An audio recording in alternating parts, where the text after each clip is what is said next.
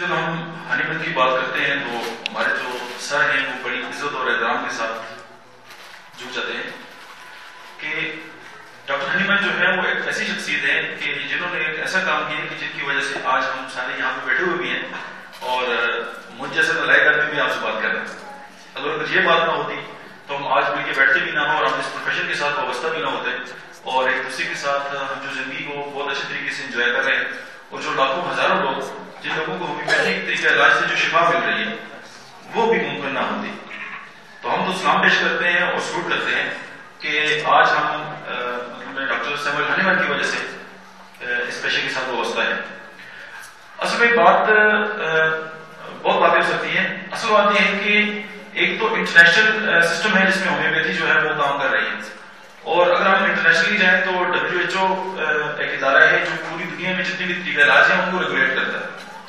اب یہ اس سے مانا ہے کہ دنیا کا جو دوسرا بڑا طریقہ علاج ہے وہ ہومیوپیتھی ہے اور آپ دیکھیں WHO کو بھی کرتا درتا کون ہے؟ ایلوپیتھک سسٹم آف میڈیسن کے لوگ ہیں اور وہ مجبور ہیں اس بات کو ماننے کے لیے کہ وہ اس بات کو ایکسپٹ کرتے ہیں. اور دیکھیں یہ کریڈٹ کس کو جاتا ہے؟ یہ کریڈٹ تمام ہومیوپیتھ کو جاتا ہے جو ملکی قوانین ان کے حق میں نہ ہونے کے باوجود بھی کام کر رہے ہیں. اب آپ یہ دیکھیں کہ ہم وہ فوجی ہیں, ہم وہ سپاہی ہیں جن کو گورنمنٹ اسلحہ دینے کے لیے تیار نہیں ہے, لیکن وہ کہتی ہے کہ آپ جائیں اس طرح پہ لڑیں اور ہمارا لڑنا کیا ہے؟ ہمارا لڑنا پیشنٹ کو ٹریٹ کرنا ہے.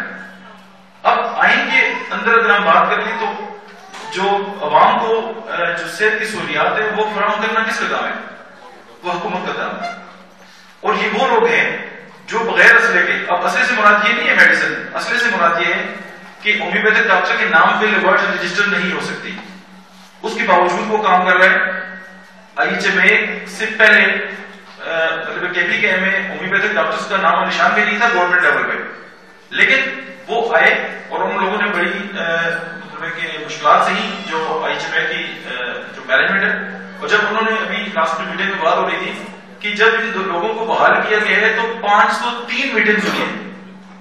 503 میٹنگز میں آپ اندازہ لگائیں کہ کتنے پیسے خرچ ہوئے, کتنا ٹائم لگا ہے, اور اس کے بعد دوبارہ جو ہے وہ 128 جو ڈاکٹرز ہیں وہ دوبارہ اپنی سیٹس پہ آئے. اب آپ دیکھیں کہ بہت مشکل معاملہ ہے اور وہ تنظیم جو کسی بھی کام کی آبیاری کرتی ہے اس کو زیادہ پریشانی ہوتی ہے جب اس سبجیکٹ پہ کوئی آ جائے. اب ملکی طور پہ اگر آپ دیکھیں تو ہماری جو نمائندہ جماعت ہے وہ ہے نیشنل کونسل فار ہومیوپیتھی.